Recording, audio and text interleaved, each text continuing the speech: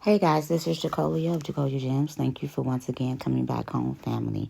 For those of you that happen to be new here, welcome. I definitely hope that you hear something today that will persuade you to stay. If you have not already done so, exactly what are you waiting for?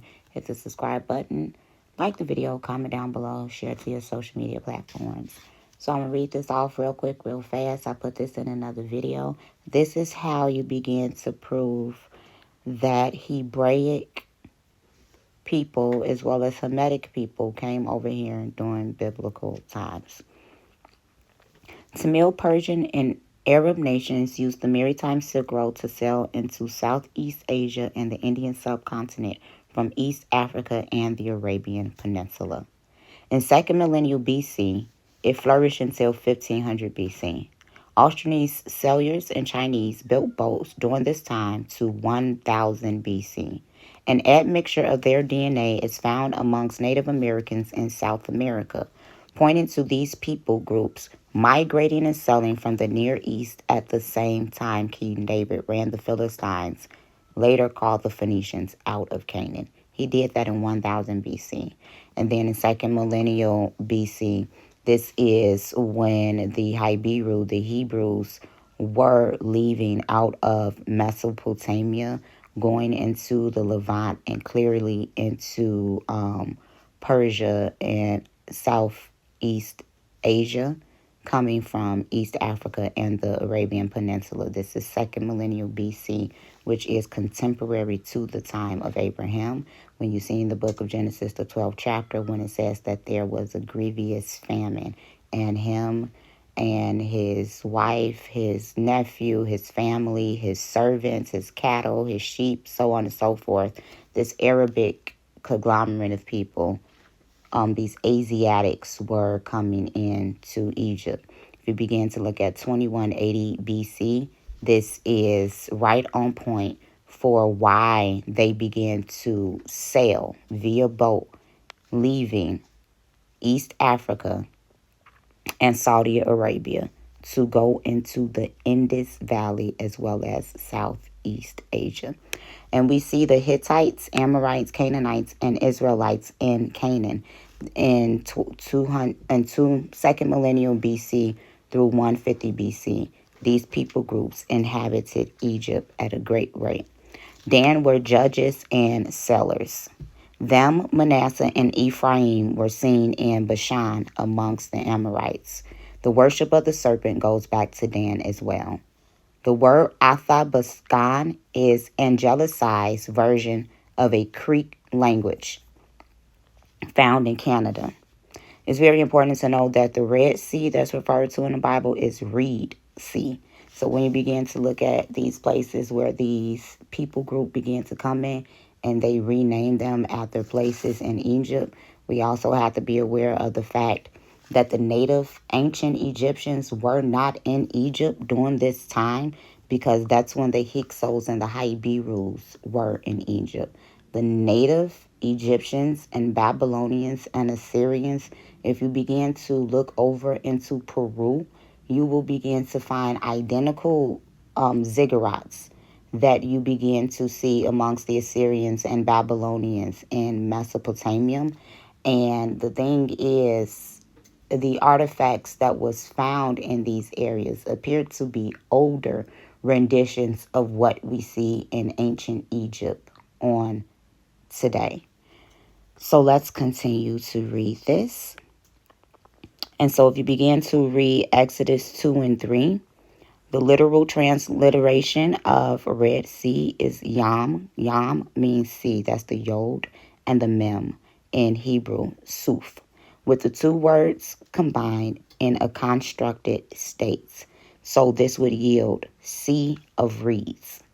And this is stated by Rashi in the 11th century, who nonetheless identified the Yam Soph mentioned as the locust plagues in Egypt. And so, as the saltwater inlet located between Africa and the Arabian Peninsula, this is what is identified as the Red Sea or the Reed Sea. So when we begin to look over into the Americas, we will see the Apache. And so the southern language that was spoken is called Southern Athabaskan. And so these people groups were found in Mexico, in the southern plains of the United States, and they are linguistically related to the Navajo. They immigrated from the Athabaskan homelands in the north into southwest between 1000 and 1500 BC. The reason why this is going to matter a lot is because in 1500 BC is when you begin to see the Hittites, the Horites, and the Amorites leave out of Egypt. 1000 BC is when you begin to see King David run the Philistines out of Canaan, and they went into the Sahel to become the Berbers. Now, with these people group having the same bloodlines and with these incursions happening in multiple places, because when you look at 1500 BC in India, there was an Iranian group of people to come in with horses and chariots. The Hittites had horses and chariots, and they were leaving ancient Egypt during this time as well. So this would begin to explain why certain worship began to bastardize the original religion of the Indus Valley, whether it was the Darwinians, whom are Cushitic, literally through Kush, or the Sidi Bantus, who are Negroes, who are Semitic people. When these Hittites, Horites, and Amorites and Philistines were pushed out, they went into the Indus Valley, the Indian subcontinent. They went into Southeast Asia, and then these same people group began to sail over into the Americas during this time. Formerly, they identified, this is the Athabaskan people who ended up coming into the Americas between 1500 and 1000 BC. Formerly, they identified as a people by the word Tinneh, Tinneh. You guys really need to understand that Temne is also the location for the Arabian desert. It's in correlation with the Arabs, the Edomites. What began to be said when I first began to read this article is that the people groups who end up going into the Indian subcontinent and Southeast Asia, where did it say they were coming from? The Arabian Peninsula and East Africa. So if we begin to follow these things linguistically, we should be able to see how these Afro-Arab Edomites came over here. We will begin to line up to see if any Israelites came over here with them as well. So far we have T-Man in correlation with Edom. I believe that there's also an Israelite by the name of T-Man, but I'll come back to check on that. So we have T-Man in correlation with Edom.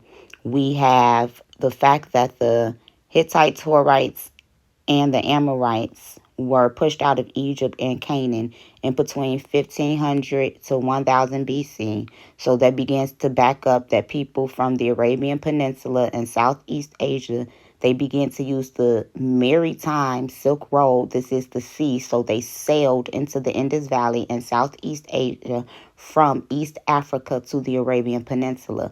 Then you began to see an influx of these same people group that was called the Aryan Invasion at the same time that you see those called the Athabaskan entering into the Americas.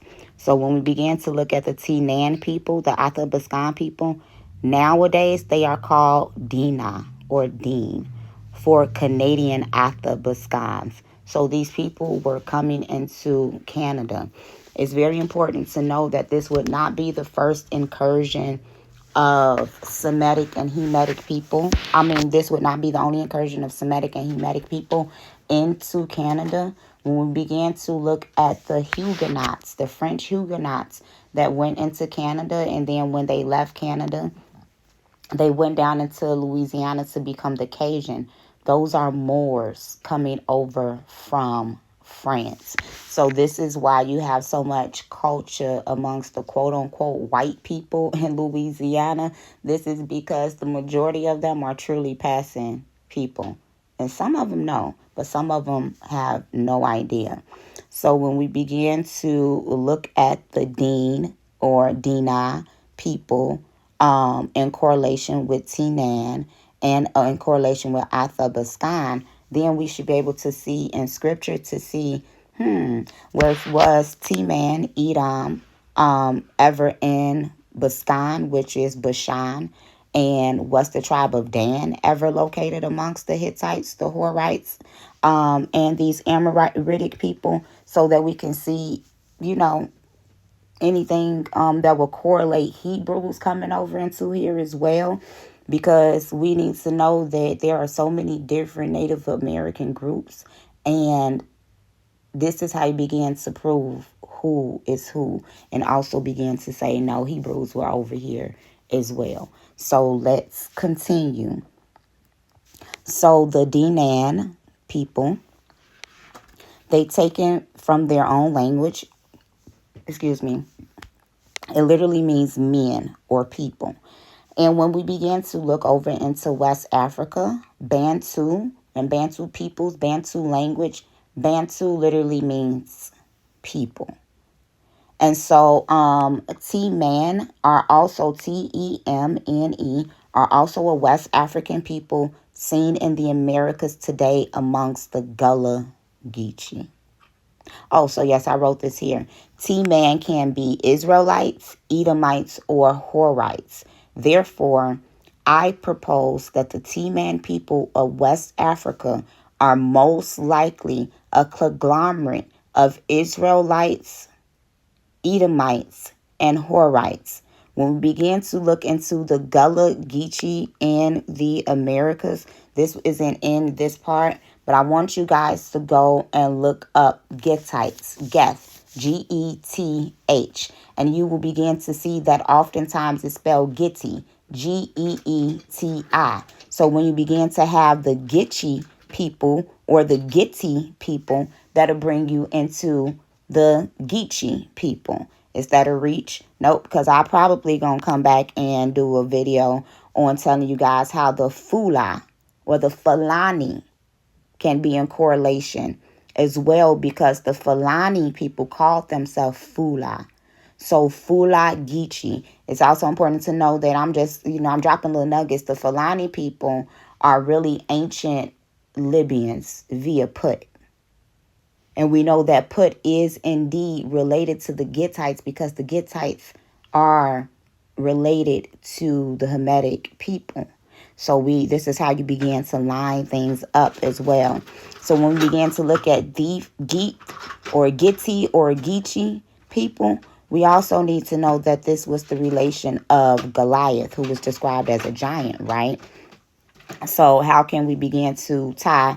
Let's see, is it any tall people or giants in Africa that may be related or seen amongst some Israelite and Egyptian people? Well, absolutely. You have the Dinka, who are described as tall people, and they are related to the Maasai, Maasai, who are part Egyptian and part Israelite. It is supposed by some that they are part Egyptian via Asnith, who would be the mother of Manasseh. And so it is said that they are possibly Israelites through Manasseh, but Egyptians via his mother.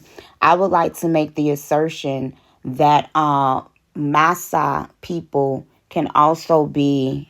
So this means I'm gonna have to look this up in my notes, okay? Because I just found this the other day in scripture.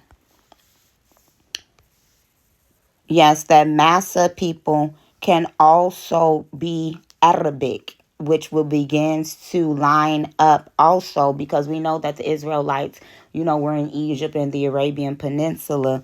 When we began to look at First Chronicles 1:29 through 30, and this is how you can say that it's a that we know that Temne or Tema leads back to Afro-Arab people, whether it's Edom or Ishmael, with this scripture. These are the generations, the firstborn of Ishmael, Nahobith, which gives you your Nabatene, then Kedar, which begins to give you your Kedarian Arabs, at Bel and Misam, Mishma, and Duma. Duma is also related to T-Man. Edom inhabited Duma as well. Wherever you see some Edomites, you're going to see some Ishmaelites, you're going to see some Canaanites, you're going to see some Israelites. Look at this name, Maasai, Massa. So I make the assertion that the Maasai people that are seen in West Africa are direct descendants of Ishmael, which would begin to make sense as well, seen as if there's some correlations via the oral tradition between Hagar and Keturah. It is supposed that they are the same person. And I'll come back and do a video on that so that you guys can begin to line that up, because we know that Hagar was found in Egypt amongst as Pharaoh's daughter. And there's not a whole bunch of information out on Keturah, but if you begin to look at the names of Ishmael's son, Kedar, and it's some other things. Like, it's a lot to begin to see why the rabbis said it. And they said it for a reason. They clearly know more about this than we do. So then you have her dad, and then you have Tema, Tema, which goes into the teen man. And so this is First Chronicles 1:29 through 30, which is how we began to prove that these are Afro-Arab people leaving the Arabian Peninsula and East Africa, sailing into Southeast Asia and the Indian subcontinent, being chased out of ancient Egypt when the native Egyptians came back in, being pushed out of Canaan in 1000 BC by King David. So you see how all of these incursions line up historically. This is why I give you guys dates, physical descriptions, cultural attributes, and how they began to get into these places, as well as the linguistic breakdown and the description of these people right along with scripture. So the other half of Manasseh, because I'm not saying that none of the Massey people are Israelites. I'm not saying that. I'm just letting you know that it's possible Manasseh or Maasai. You can do your own studying and decide. Where the other tribe of Manasseh is in India. They are called Beni Mansia. They sure are. So when you begin to read, because we're going to line this up, there was a king, a Hyksos king in the 15th dynasty, which would be the 17th century. So this is 200 years, before the Hyksos left Egypt. You have a Hyksos king by the name of Cain or Khan, Khyan. It's also spelled Khian, Khayan, and it's most importantly spelled Apachan, Apachnan.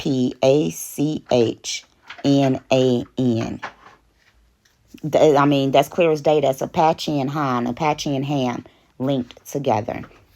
And so you can break that down, Apache, Han. You can also look into the Han dynasty, which begins to prove that these are the same people who went into China at this time to found these nations. When we begin to look at specific dynasties in China, the Camp brothers and sisters were 100% on when they began to say that Ammon and Moab went into these places, because you have the Ang of Nigeria who are Ammonites. And then when they began to found the Ang dynasty in Nigeria, they founded the same dynasty in China as well. So the Apache are clearly Hyksos, Hamites. I'm not saying nothing else is amongst them, because we already said that they call themselves T-Man and Dene People. So these are Hamitic and Semitic people groups mixed in with one another. So let's read more about the Apache. A Native American tribe that migrated from the southeast between 1000 and 1500 BC. Their ancestral lands covered parts of what are now Arizona, Colorado, New Mexico, Texas, and Mexico. The Apache lived in the area's mountains, valleys, canyons, and deserts, which is collectively known as Apacheria. The Apache called themselves Indi, which means people, but the name Apache came into English from Spanish. The Spanish may have gotten the name from the Zuni word for Navajo, a related tribe, or from the Yavanpi word for enemy. Yavan, Yavapai, Yovan name is spelt like that. Word for enemy. The Apache's traditional religion was based on the belief in the nature and supernatural. And so when we began to, it said that the Athabaskan are descendants from Asian hunter-gatherers, likely originated native to Mongolia, who crossed the Bering Strait and settled in North America. So we're just going to get a couple more scriptures on to see if Dan was ever in Bashan, because these are people that come from Bashan. Atha literally means from, and then Baskan. That's the literal interpretation. So they are called Atha, Baskan, Indi, T-Man, Dean. So they are telling you that they are the people of T-Man, the tribe of Dan, that come from Baskan. That's literally what their name means. I'm not making this up. So Deuteronomy 33 and 22. And of Dan, he said, Dan is a lion's whelp. He shall leap from Baskan. Deuteronomy 3 and 13 begins to read, and the rest of Gilead and all of Baskan began, being the kingdom of Og, gave I the half tribes of Manasseh. So there you see Manasseh and Dan and Bashan. And Og is definitely from the Amorites. All of the regions of Argob with all of Bashan, which was called the land of the giants, will begin to line up to the Gethites, to Goliath, who was a giant, leading back to the relation of the Dinka. And we know that the Dinka are related to Maasai, who was possibly from Manasseh or possibly from Ishmael. And we know that the T-Man is not only linked to Edom, but T-Man is also linked to Ishmael and the Israelites. And so I really hope that you guys learned something on today. And it's also important to know that lactose intolerance is found specifically in Cheddar Man, who you begin to see who was the ancient Archaic man located in Spain, Portugal, Britain, right? And he was described as being brown skin. He was a black man and survived the job. And I'm going to repeat this as much as until I can't no more. Survived the job as an anthropologist. And he began to say that Cheddar Man could have been black like a black person.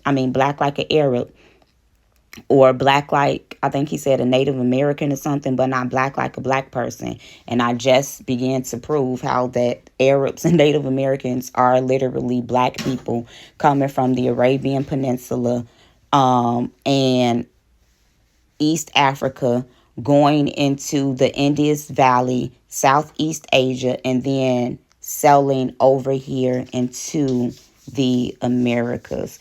These people group come in all shades and kinds. They are still Hamitic and Semitic people.